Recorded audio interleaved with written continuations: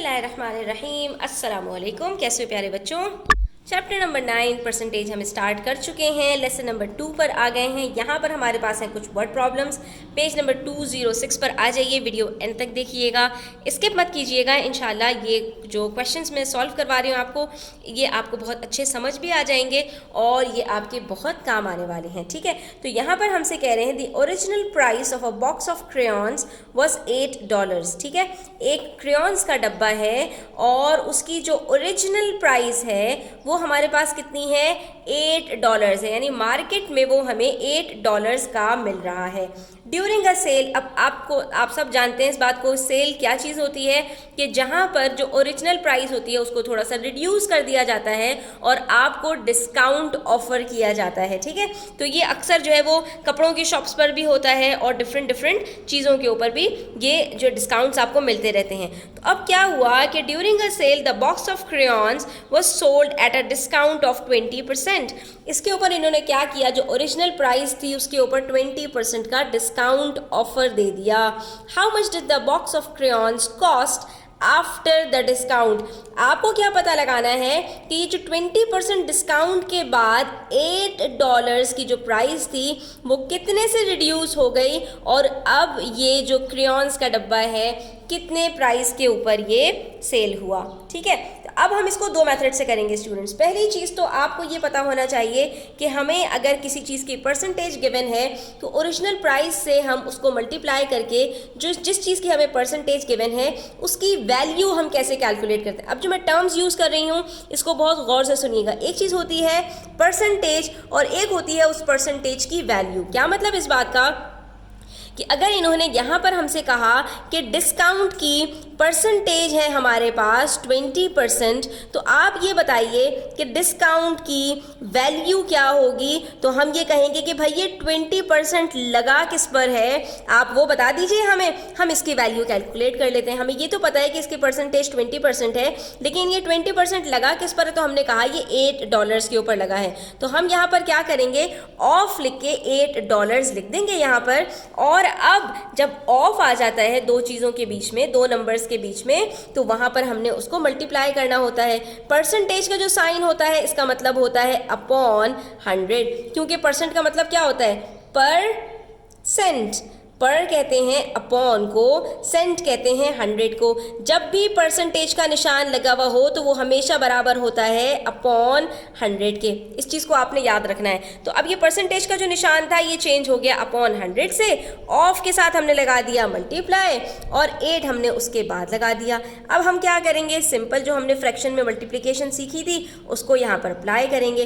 तो ये 0 0 से कट हो गया। उसके बाद क्या बचा, 2 1 2, 2 5 10 और आखिर में हमारे पास क्या बच गया, 8/5। अब अगर आप चाहिए तो इसको आप चेंज कर लीजिए डेसिमल के अंदर। कैसे करते हैं, 8 को डिवाइड कर दीजिए 5 से, 5 1 5 बचा 3। अब 3 के बाद कोई भी हमारे पास नंबर नहीं है तो हम यहाँ क्या करेंगे, पॉइंट लगाएंगे, तो यहाँ हमारे पास 0 आ जाएगा।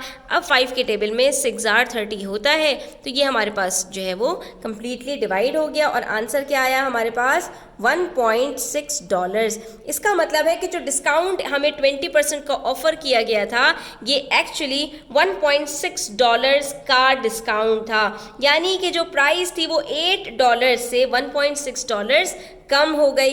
तो अब जो कॉस्ट है इसकी वो कितनी बन जाएगी बच्चों, तो हमने कहा भाई ओरिजिनली ये $8 की थी ना। ठीक है, अब आप इसमें से $1.6 को माइनस कर दीजिए। तो हम ये जाएंगे इसको रफ वर्क में करके देख लेंगे।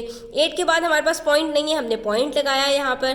क्यों, क्योंकि हमारे पास 1.6 के अंदर पॉइंट आ रहा है और जब भी हम प्लस माइनस करते हैं तो पॉइंट के नीचे पॉइंट होना चाहिए, इसलिए हमने 8 को यहाँ पर 1 के ऊपर लिखा, 6 के ऊपर नहीं लिखा, बल्कि 6 के ऊपर हम यहाँ 0 लगाएंगे ताकि हमारा पॉइंट के साथ पॉइंट मैच हो जाए और हमारा जब आंसर आएगा तब भी पॉइंट हमारे पास इसी लाइन में होगा।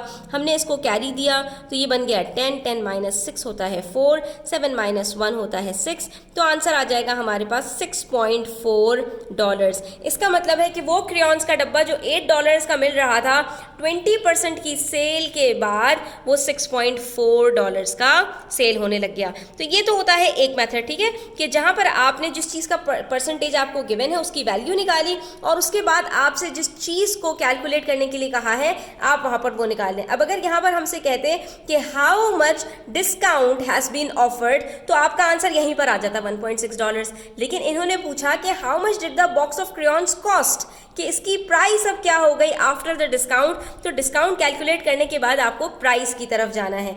अब इसी प्राइस को कैलकुलेट करने के लिए स्टूडेंट्स हमारे पास एक तरीका और होता है और उसके अंदर हमें ये चीज़ समझनी होती है कि हमें जो परसेंटेज गिवन है ये हमारे पास किस चीज़ की है और कितनी है। तो इन्होंने हमसे क्या कहा, क्रेयॉन्स का जो डब्बा है उसकी प्राइस $8 है, उसके ऊपर हमने 20% का डिस्काउंट दिया।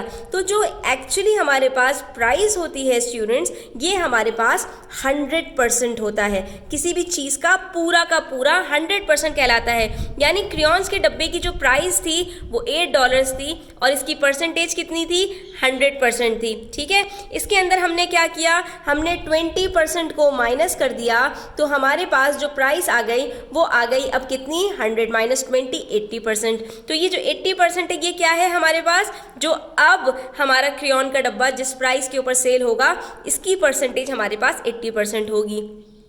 तो अगर आपको ये वाली चीज़ समझ में आ जाती है तो आपको ये दो प्रोसेस नहीं करने पड़ेंगे कि पहले आप डिस्काउंट निकालिए फिर आप कॉस्ट निकालिए, बल्कि आप डायरेक्ट क्या करेंगे कि भाई हमें तो यहीं से पता चल गया कि जो हमारे पास मार्केट वैल्यू थी वो 100% थी, तो जो अब हमारे पास कॉस्ट है वो कितनी होगी, वो हमारे पास 100 माइनस 20 80% होगी। तो अब हम 8% का डायरेक्ट 80% निकाल लेते हैं तो हमें एक ही स्टेप में पता चल जाएगा कि भाई हमारे पास यहाँ पर जो क्रेयॉन का डब्बा है वो अब कितने में सेल हो रहा है। तो हम यहाँ क्या करेंगे स्टूडेंट्स, 8 को मल्टीप्लाई कर देंगे 80% से, जो कि मैंने आपको क्या बताया कि 8 मल्टीप्लाई बाय 80/100 हो जाएगा।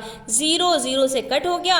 अब हम सिंप्लीफाई करेंगे, 2 5s are 10 और 2 4s are 8। तो हमारे पास यहाँ पर क्या बचा स्टूडेंट्स, 8 4s are क्या होता है, 32 होता है और नीचे हमारे पास 5 है। तो हम यहाँ पर इसको डिवाइड करके देख लेंगे। ठीक है, तो 5 के टेबल में 32 कब आता है, 5 6 are 30 होता है, बच गया 2, डेसिमल लगाएंगे तो यहाँ आ गया 0 और 5 के टेबल में 20 कब आता है, 4s are, तो ये हमारे पास आंसर आ गया $6.4, जो कि हमारे पास पहले मेथड से भी यही आंसर आया था। लेकिन यहाँ पर हमें फ़ायदा क्या हुआ कि पहले ही स्टेप में हमारे पास यहाँ पर आंसर कैलकुलेट हो गया।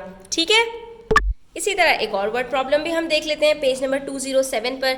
Mister tan bought a mobile phone eight a discount of 25%।